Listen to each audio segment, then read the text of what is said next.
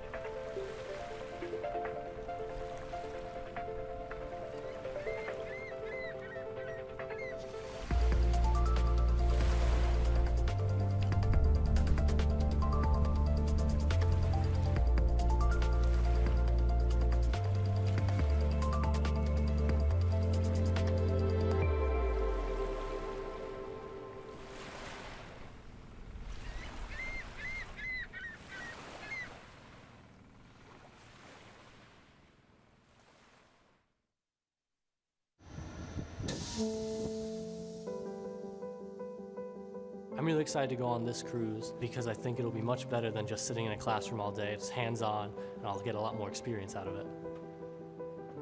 I hope to be part of the group of people that help push this research forward. What I hope to get out of this project is to learn more about marine animals as well as learning about the ocean itself. To get a better understanding of how life in the ocean works. What I'm looking to get out of this trip is to learn more about the patterns of all these whales. An understanding of how marine animals interact with one another and how they affect our lives. I'm looking forward to broadening my horizons as far as what I'm studying. And not everybody gets an opportunity to go out on a research vessel. It's important to share these experiences with the broader public, especially from a student perspective. If I can inspire a flicker of interest in something that I'm already interested in, I've done the basic job of passing on a torch to a younger generation. Not everyone gets a chance to be here at sea on a research cruise, but through the Inner Space Center, now we can bring you with us. Welcome aboard. Hi everybody, welcome to our last broadcast for Endeavor Live. My name is Holly Morin, and I'm a marine biologist with the Inner Space Center, and I'll be your host this evening as we learn about the at-sea research oceanographers and a group of URI Honors students are conducting here on board the Endeavor. We'll actually chat with one of those students, Erin Chili, in just a little bit. Right now, we're south of Rhode Island, probably maybe about 40 to 50 miles offshore. The weather has actually quieted down quite a bit compared to what we've been experiencing on previous days. The seas have laid down. It's not nearly as windy. We've had some nice, clear skies. So we've been able to do a lot today, and actually the ship's been quite busy all week long. The students have been involved in deploying a lot of different instruments off the vessel to collect a variety of different types of data. They've been putting bongo nets out in the water. There are 2 nets that are deployed side by side. They look like 2 bongo drums, and they're different sized mesh nets that allows them to sample different sized microscopic critters in the water column. Another tool to sample the plankton that they've deployed is called a video plankton recorder, or a VPR. And what that is basically a giant microscope that takes pictures using a strobe light, looking at a very small quantity of water, up to 60 images per second. And that allows scientists to look at the plankton that's in the water without having to physically sample out a net, or they can actually correlate those data with what they're seeing in the net, as well as with the acoustics that the scientists have deployed, and the students as well. They've been using something called an echo sounder, and that's using underwater sound to visualize what the layers might be in the ocean itself. I want to encourage everybody to definitely type in your questions today as this broadcast is happening. We have Genesis, one of our students here. She's with us. She's going to be relaying all of your questions to us throughout the broadcast. So as those questions come in, type them in on our Facebook page, and those will make their way to us. This is supposed to be a very interactive broadcast. It's at the crux of what the Inner Space Center does. You probably have heard of telepresence, maybe not, but you all have used it. If you've used Skype or Facebook before and connected with friends and family, same concept. But what we do is we don't connect with friends and family. We connect with ships that are out active doing ocean exploration and research. And then we're able to stream their audio and visual data live in real time. And what makes the Inner Space Center incredibly unique is that we're able to take the feeds from multiple ships and stream those out in real time over the internet. One of those ships, the Oceanographic Explorer, actually will be kicking off their season next week, so something to keep track of and check back with us on and follow along. I think we're going to kick things off right now, though, with a short video to introduce you to our students and learn a little bit more about what they were looking forward to on this cruise and the work that they would be doing.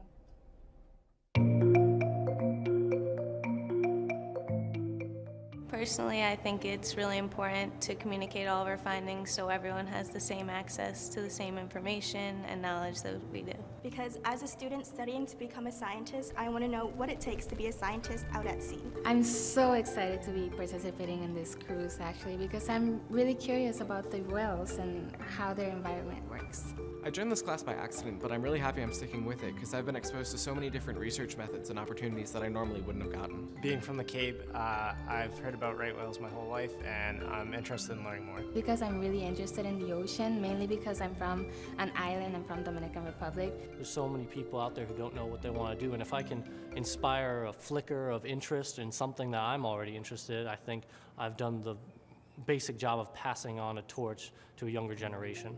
I think it's important to communicate science to the general public because we don't always understand how it affects our lives every single day. To get people inspired and motivated into learning what's out there. Because I want to learn about how the changing oceanographic landscape is affecting the whale's pattern and behavior. To have the opportunity to learn about the preservation of endangered whales. I was born in Israel and I moved here when I was 6 years old. And both my parents have a biology background, so that's why I became really interested in sciences. As someone studying civil engineering, I'm looking forward to broadening my horizons as far as what I'm studying, what I'm researching. Instead of just concrete, now I get to study whales and see how statistics changes with that. I'm a very outgoing person. I strive to be the best at anything I can try or be, you know. There's a real value in communicating science to the public because not many people get the opportunity like we do. So being able to broadcast it to a huge audience is something that we're able to give to you. What motivated me to join this class was that I had to fulfill my honors requirement. But what kept me in the class was the prospect of this week-long cruise out on the ocean.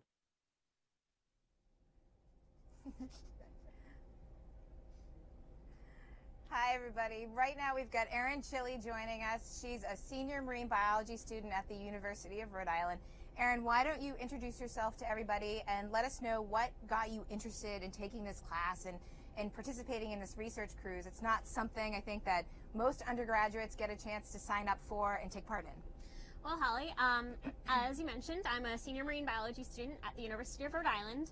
I've been interested in marine biology since I was about 4.5 years old. When I first saw the movie Free Willy, and actually I have a stuffed animal, Willy, who I got when I was about 4.5 years old. This stuffed animal, Willy, he hangs out in my bunk for most of the cruise, but yeah, he's my inspiration. Yeah, so And how did you find out about the class or to sign up for it? Actually, my professor told me about it, and I was so excited because it's basically my dream to go on a boat and look for whales and zooplankton and to get experience like this. Awesome. So why don't we talk about some of the things that you've been doing, the different equipment that's been deployed. In addition to, I talked about the VPR, which Erin has gotten very friendly with, working with all the data in the computer lab. Mentioned the bongo nets, but there are other instruments that you guys have deployed and other work you've been doing. Yeah, so some of the instruments that we've deployed are the conductivity temperature depth meter, which is a big ring structure that collects about 12 water samples every time it goes down, and we bring it back up. And we deployed the video plankton recorder, which takes pictures of the plankton, and I've been spending a lot of time in this computer lab looking at those images and using a classifier to separate the images into different types of zooplankton, so fish, copepods, amphipods. Yeah. If we go back to the CTD, only because I know I was out there with you when you were deploying it today, is that, so it's not just they pick up the instrument and they put it over the side. There's prep work that goes into each deployment. How is it working with the CTD and getting it ready? It is a very complicated process. There's a lot of wires to keep the instrument open, because if you don't keep all of the bottles open, they'll implode. Right. So you have to make sure that it's all jigged up correctly.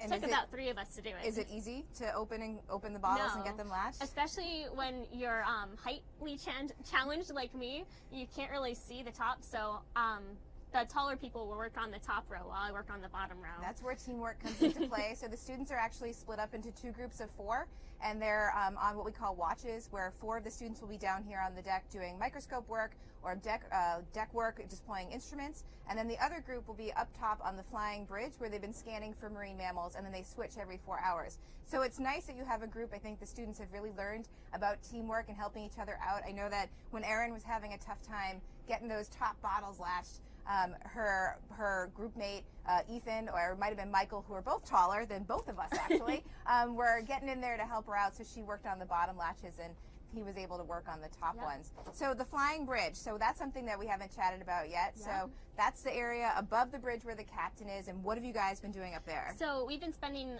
about half of our days up on the flying bridge looking for marine mammals. So right whales, humpback whales, sperm whales, sei whales, minke whales, and different types of dolphins, maybe turtles and basking sharks.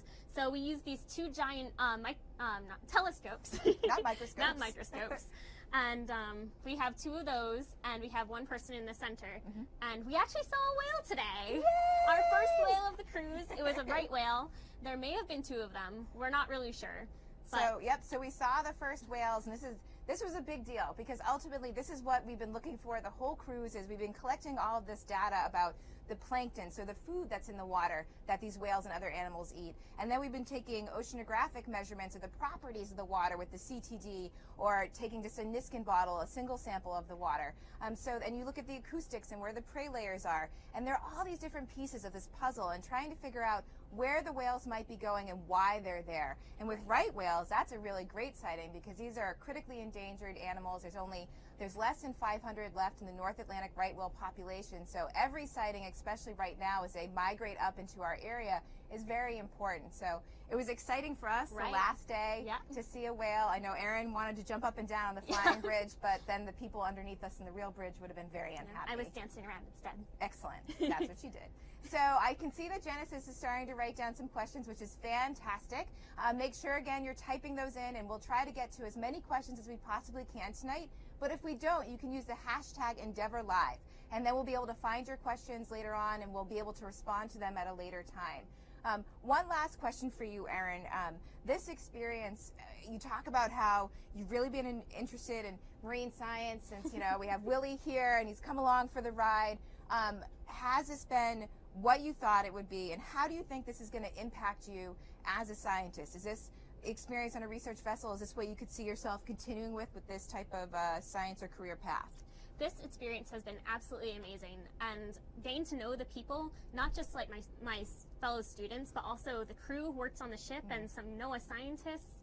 I want to work for NOAA when I graduate, so making these connections is really important, and it showed me that, yeah, this is probably something that I really would like to do when I graduate. Excellent. All right, so Genesis, I think you might have some questions for us, so why don't we start fielding some of those? Yeah, I do actually have a lot of questions for you guys. So one of the questions that we got was, what would you tell a student looking into marine science? What a great question. So the question was, what would we tell a student looking into marine science? I'm going to let Erin field this first because she is legit a student in marine science. Yeah. So what advice do you have? Because I think advice coming from actual students is really key, and that's an important part of this. They've been communicating their experiences, sharing, their points of view, and I think getting that out there to their peers and other people is really, really great and just really important. So what would you tell other students? Well, when I was little, I used to read a lot of stuff about whales, so I would read about how to identify them. So I would definitely, it's helped for this trip. Yeah. So I would read up, get as much experience in the field as you can. If you go into the field and you don't like it, then you'll know you don't like it. Like, for example, there are some people on this boat who are like, yeah, I don't want to be in marine science. And then there's me, who There's I'm one like, nodding behind yes, the camera right now. I want to probably. be a marine scientist. So yeah, just getting that experience, even if it's unpaid internships. I worked at Mystery Aquarium for a year as a docent in high school. Yep. That's what I always, Erin's pretty much got it nailed down. That's what I always tell potential students is that go out and dabble. I love that word. Dabble in what you can. It doesn't even have to be straight up marine science. You could go volunteer at a zoo. You could volunteer at a humane society and work with, animals there. You could volunteer at a vet clinic, or you could volunteer and help out at a daycare center and see if you like working with kids. There are all different facets to marine science. It's not just, I'm going to go on a boat and I'm going to do research. And I think actually a lot of the students, that's one of the things that I've heard during this cruise. Genesis actually was saying to me earlier today that she didn't know as a psychology major that there are so many different aspects to oceanography and the instruments that were used and the people that were involved in it. And I think that's really true. It's a very broad field. There are lots of different things that you can do with it. Myself, I was a marine mammal scientist. I was the same as Erin. I was the nerdy kid reading all the marine mammal books, and my mom brought me into the Baltimore Aquarium to meet the trainers, and I quickly learned that wasn't something that I necessarily wanted to do, but and I dabbled. I figured I'd look through a microscope counting little Daphnia with algae my freshman year at UNH, and realized I have eyelashes that are too long and not meant for looking through a scope. And so that's what I encourage you to do is be as broad as you can. Don't focus on one thing and see what you like. I knew I liked whales from the moment I saw one breach out of the water on a 7th grade whale watch. But I ended up working with sea lions in the end. So you just never know. Awesome question. Genesis, what else do we have? We have another question for you guys. So who are your favorite crewmates and who has been the most helpful? Who are your favorite roommates and who has been the most helpful? I don't want to pick favorites. We only have one roommate, so we're each with one other person. So I'm actually bunking with another student, Gwen. I'm bunking with Genesis, who's asking the questions up here. She's a great roommate, So of course by the way. she's the favorite right now, right? And who's been the most helpful? Just everyone. Yeah. Betsy has been a great help with the VPR and teaching us how to deploy the gear. So Betsy's a scientist with NOAA from Woods Hole, and she's a plankton biologist and expert. Lynn Butler has been great at teaching us how to be safe and how to deploy the gear. She's the marine technician on the ship. Yep. And of course, Dr. Wishner and Chris Fernandez they've been super helpful as well. That's our chief scientist, and then Dr. Wishner is a scientist with GSO, or the Graduate School of Oceanography. It's been really kind of special for me to watch the students side by side with all these oceanographers and the techs on board and really learning how to work with the equipment and the data. I think that the experience you're getting from actually doing the work, but then also seeing and processing the data and then figuring out how you guys are going to have a final paper. They're apparently putting together some classification model and figuring out, looking at the locations and where we've seen whales or where whales have been seen before. It sounds like they're putting something pretty spectacular together for the end of the class. Bradley behind the camera is nodding yes, so yes, they are. Genesis, do you have another question for us? I do have another question for you guys. So this question is actually pretty interesting, I believe. So have you guys had any food parties or any pizza parties? Food parties. Food parties. All right, so have we had any food parties, any pizza parties on board the ship? Well, we get 3 meals a day here on the ship, and each of the meals is absolutely spectacular. It's so good. I don't want to go back to dorm food, college food. She's not the first one to say that either. They've all said that the food on board the ship is way better than the URI cafeteria. I will say I think it's better than the food that I cook at home. So I'm in the same boat. Yeah. No pun intended. In the evening, after we've all finished our work, we all gather in the library area and the kitchen area, and we snack on whatever food is left. We have Kit Kats, ice cream bars, yeah, one of the raisins. students, Lizzie, has termed it the treasure chest. So it's an actual ice cream or chest or freezer chest that's full of ice cream that the students discovered. I would say by the end of the first day they found it, and we've all been enjoying it, I think, at the end of each day. Oh, yeah. Yeah, there's nothing like an ice cream cookie sandwich while you're playing cards. It's actually quite good. So we're well fed, and I always tell folks that's why if you like oceanography and you like to cook, be a chef on a boat. I mean, that's the best of both worlds, and you're keeping everybody happy. If it's raining, which the kids have been going out, the students have been going out in the rain and the wind and the cold, to come back in and to know you're going to get a really hearty, warm meal, whether it's breakfast in the morning if they've been out early or later in the day. There's always snacks out, so it's a really important role on a ship. Besides the captain, the chef is very critical to keeping morale high. Genesis, let's take another one. So another question I have for you guys is, how would this experience help your future career as a marine biologist? Okay, I believe that question's for Yep, me. I think that's going to go to Erin because technically I am a marine biologist, so let's go to Erin. So how this experience affects me as a marine biologist? Well, I think it just solidifies the fact that I want to go into this field and that I probably would want to work for NOAA at some point. It's also given me some great experience connecting and being able to translate my science knowledge into something that other non-science majors and the crew can understand. The crew has been really interested in what we've been doing, so it's been really interesting to share what we've been doing with them. Awesome. So Genesis, I think we have time for one more question. So this question is actually coming from me. So if you had to follow up this whole experience and sum it up in one word, how would it be, or what word would it be? In one word, this experience is like a dream to me. It's a dream. This is basically what I've been wanting to do since I was 4.5 years old, and I finally get to do it, and surrounded by amazing people. So I'm gonna cheat and go hyphenated one word. I would say mind-blowing. And I think it's because, for me today, as lame as it is, we saw a right whale. It's the first time the marine mammal person has seen a right whale. So that was mind-blowing. But then watching this group of students that didn't know each other come together on this boat, get over the adversity of really cruddy weather on Wednesday. We're talking about significant seas, pitching ship, and they all stuck with it. They were all laughing. By the end of the day, by Wednesday or Thursday, what happens on a ship, you don't remember what day it is. They had really rallied. And then when we saw the whale today, we were all topside, and it was one whale, that was far away a little bit, but we all saw the V-shaped blow, and when the tail showed, it was just a moment to share that all together after everything we had been through. I know it's kind of cheesy, but it was absolutely fantastic. And to know that they've been taking the time to share their experiences, not only with each other here, but with everybody through these broadcasts, or they've been posting on Instagram. I've been capturing things. They've been putting up with me, asking them lots of questions on camera to talk about things, and they've been very willing to do all of this. So that's what makes this absolutely fantastic. And I really hope that other students, if they have an opportunity like this, even if you're a little bit unsure, just jump in, because you just don't know. And if you don't like it, you don't like it, but everybody else here will carry you along to make it worthwhile.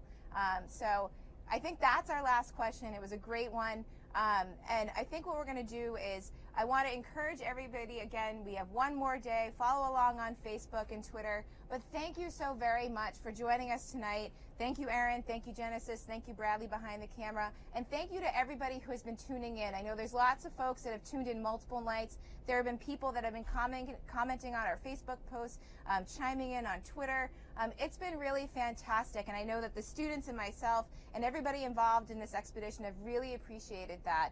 It's something that we are very passionate about, and I think hopefully you all could feel the enthusiasm and the passion that these students and myself and everybody else on board really feel for oceanography and communicating that with everybody else. Again, make sure you check out the Interspace Center's website for all of the other ships that are going to be coming online. The URI Honors will kick off next week, so we get to follow up this awesome expedition with the start of that exploration season.